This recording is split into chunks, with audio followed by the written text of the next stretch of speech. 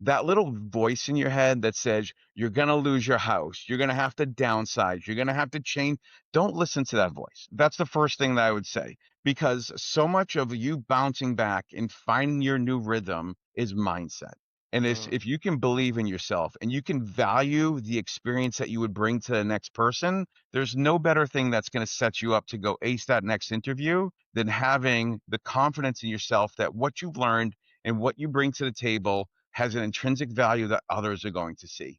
That's it. Wow. So you can talk about, I have a year of money in the bank, or we can go ahead and Mm. cut back on spending. And I would really encourage everybody, like, don't worry about the money. You will always Mm. figure out a way to secure the things that you need to secure, and you will quickly figure out who is important and what is important in your life. And for me, that was one of the most freeing things because Mm. I, hardwired as I need to provide, was doing things that I wasn't really in alignment with the person that I wanted to become. I was working 60 hours. I was leaving the dinner table and going and checking email. And the thing that I took away from was the number one thing that I've Yeah. always wanted to be is a dad. And for me, like, sure, you may get laid off and you may have like this kind of depletion and maybe your income in the short term, but man, the reset that it gives you can't put money on it. Like Irshad, Yeah. I went out and like cleaned up beaches. You know, if someone said, Mike, what are you going to go ahead and do with your life once you retire? My number one answer is always like, I want to go out and clean up the ocean. Mm. So that opportunity allowed me to go do that.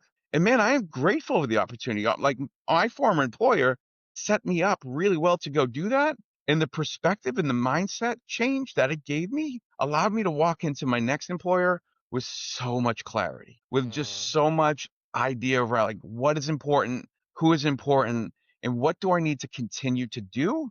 And what are the things that I can just let fall away? You know, one of the things that really happened to me was when I left my former employer, I lost all my Outlook contacts. So my phone went from 700 people that I thought I knew to about 60 that I could remember. And True. what that did for me is I was able to then weed out those that actually Mm. cared and those that didn't. And to me, that's freeing. Like I'd Yes. much rather have 60 solid connections than 700 that are somewhat superficial or self-pleasing. Yes.